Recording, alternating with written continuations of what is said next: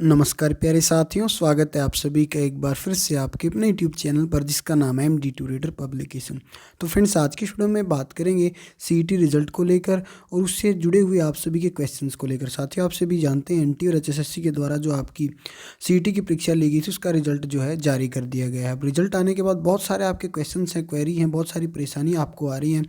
तो इस एक वीडियो में आप सभी के क्वेश्चंस के आंसर आपको मिल जाएंगे। कुछ एक मैंने कमेंट भी स्क्रीनशॉट लिए जो आपके आए हुए थे, उन कमेंट्स के भी आंसर इस वीडियो में दूंगा। और इसके अलावा कौन कौन से वो क्वेश्चंस हैं जो आपके माइंड में अराइज हो रहे हैं उसके बारे में भी मैं आपको डिटेल से इस वीडियो में बताने जा रहा हूँ। और कल या परसों तक मैं HSSC खुद जा रहा हूँ ऑफिस में।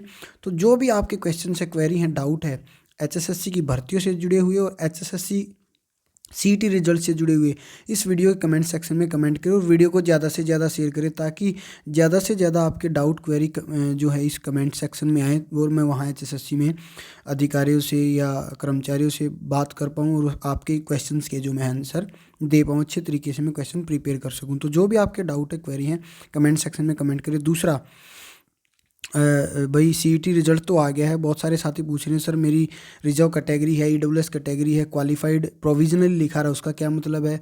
मैंने फॉर्म फिल करते हुए कैटेगरी दूसरी डाली थी, रिजल्ट में दूसरी कैटेगरी आ गई, मेरे मार्क्स ज़्यादा बन रहे थे, मार्क्स कैसे कम हो गए? सोशियो इकोनॉमिक क्राइटेरिया के मार्क्स मैंने तो क्लेम ही नहीं किए थे, मुझे मिल गए, मैंने क्लेम किए थे, मुझे मिले नहीं। इस प्रकार के बहुत सारे क्वेश्चन हैं जिनका आंसर मैं आपको इस वीडियो में देने जा रहा हूँ। सबसे पहले तो टेंशन नहीं लेनी है, कोई भी कितनी भी बड़ी प्रॉब्लम है आपको टेंशन नहीं लेनी है।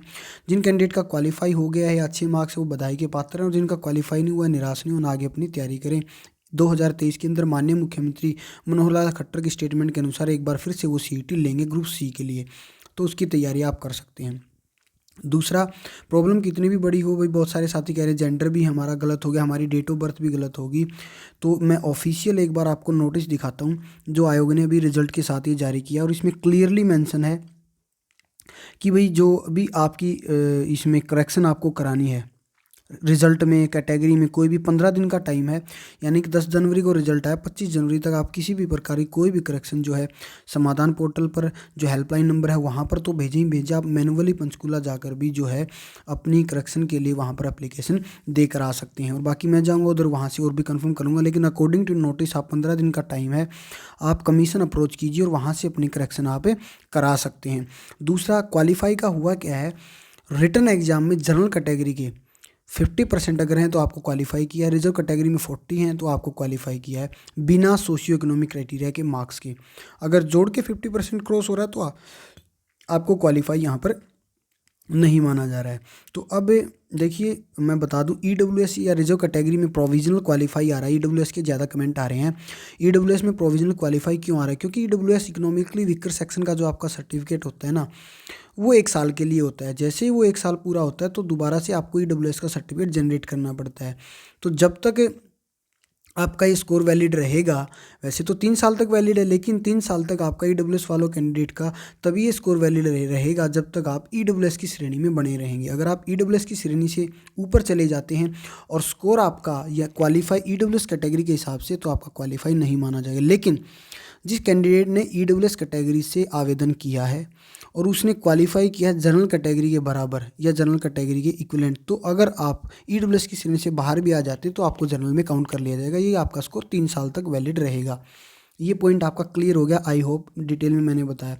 कैटेगरी गलत होगी, फॉर्म में दूसरी थी, रिजल्ट में दूसरी आ गई, डेट ऑफ बर्थ गलत दिखा रहा है, जेंडर गलत दिखा रहा है, 15 दिन का टाइम है, आयोग में अप्रोच कीजिए, एप्लीकेशन दीजिए और वहाँ पर करेक्शन करा लीजिए। बहुत सारे साथी कह रहे हैं मार्क्स कम हो गए जी हमारे। देखिए, नॉर्मलाइजेशन हुआ है, रिवाइज आंसर की अभी तक ऑफिशियल वेबसाइट पे नहीं आई हैं, तो हो सकता है रिवाइज आंसर की में कुछ एक क्वेश्चंस गलत हो गए हों, आपके नॉर्मलाइजेशन हुआ इस वजह से आपका स्कोर कम हो गया हो। सोशियो इकोनॉमिक क्राइटेरिया के मार्क्स जिनको गलत मिल गए हैं, उन्होंने क्लेम नहीं किए थे या गलती से क्लेम हो गए, वो आयोग में जाके एक एप्लीकेशन देके अपने मार्क्स को विड्रॉ कर सकते हैं। और जिनको मिलने चाहिए थे नहीं मिले, वो भी अपनी एप्लीकेशन देकर वहाँ पर ये जो है करेक्शन करा सकते हैं। अब मैं आपके जो स्क्रीनशॉट मैंने लिए हैं कमेंट्स के, वो मैं देख लेता हूँ। सबसे पहले तो कमेंट आया है विशाल जी का, कह रहे सोशियो इकोनॉमी के 5 मार्क्स जोड़ दिए लेकिन मैंने एक्स्ट्रा मार्क्स क्लेम नहीं किए थे। नोटिस ऑफ कैंडिडेचर इज कही है, जबकि मैंने क्लेम नहीं किया, इसलिए मैं पंचकूला जाना पड़ेगा क्या? बिल्कुल विशाल जी, आपको पंचकूला जाना पड़ेगा, आपको अपने मार्क्स विड्रॉ करने पड़ेंगे। समाधान पोर्टल देखिए, नोटिस के हिसाब से approach to Panchkula head office, Samadhan portal का इनका पता नहीं कितना टाइम ले जाए। जॉब है सर, और नो जॉब के 5 नंबर मिले हैं, कैसे कम करवाऊँ ये 5 नंबर?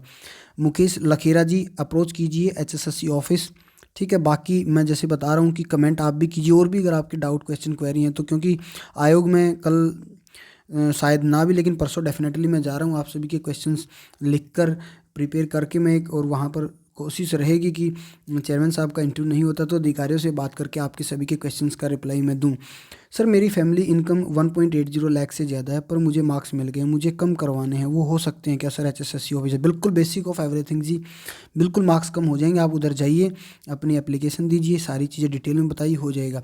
अब कह रहे मेरी कैटेगरी SC है और मेरे 38.33 नंबर आए हैं, जबकि कट ऑफ 38 है, फिर भी नॉट क्वालिफाई दिखाया जा रहा है। तो ये 38.33 आपके सोशियो इकोनॉमिक क्राइटेरिया के मार्क्स जोड़ के हैं तो आप क्वालिफाई नहीं हैं। अगर बगैर सोशियो इकोनॉमिक के मार्क्स जोड़ कर हैं तो आप क्वालिफाई हैं सर। EWS वालों को क्वालिफाई प्रोविजनल लिखा आया है सबका, बिना सोशियो इकोनॉमिक नंबर के भी। बिल्कुल सर, वो इस वजह से आया कि जैसे मैंने आपको बताया, EWS के सर्टिफिकेट की वैलिडिटी 1 साल होती है। जब तक आप EWS में बने हुए हैं आपका वो क्वालिफाइड है। EWS की श्रेणी से बाहर होते आपका क्वालिफाइड नहीं होगा। लेकिन अगर आपने मार्क्स EWS से फॉर्म फिल किया है, EWS श्रेणी से आप बाहर हो जाते हैं, लेकिन मार्क्स आपने जनरल की कैटेगरी से ज़्यादा लिए तो आपको क्वालिफाई माना जाएगा, ठीक है। तो ये आपके कमेंट्स हैं, और देख लेते किसी भाई का बचता है क्या? जी भाई, मेरा क्वेश्चन ज़्यादा ठीक है और मार्क्स कम आए हैं, सचिन कुंडू जी। वो इसी वजह से आए हैं कुंडू साहब कि मैं बताया कि रिवाइज आंसर की आने बाकी हैं, उसमें देखते हैं क्या होगा। और दूसरा नॉर्मलाइजेशन भी हुआ है, ठीक है। अब एक साथी पूछ रहे हैं, किस नाम से है जी, लाइफ मोटिवेशन जी पूछ रहे हैं, मैंने फॉर्म में OBC भरा था, यानी कि BC ABC भी भरा था। जनरल रिजल्ट में जर्नल शो रहा है, तो ये कैटेगरी आपकी गलत आई है। तो नो डाउट, इसमें पैनिक होने की या टेंशन लेने की ज़रूरत नहीं है, ये सारा समाधान हो जाएगा। आयोग जाकर आप एक छोटी सी एप्लीकेशन देंगे, डजेंट मैटर, और वो आपका सारा जो है सॉल्यूशन इसमें हो जाएगा, ठीक है।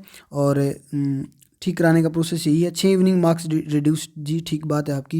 ये कह रहे हैं फॉर्म भरते हुए बस ये कॉलम था कि फादर डिसीज्ड है या नहीं है, पर बाद में इन्होंने 42 साल वाला सपोर्ट भी डाल दिया, तो मेरे 5 मार्क्स बनते नहीं है, मैंने कटवाने तो कैसे? आयोग जाइए, उधर से आपके मार्क्स ये जो है रिड्यूस भी हो जाएंगे। पूरा प्रोसेस है, कोई इसमें डरने वाली इसमें बात नहीं है।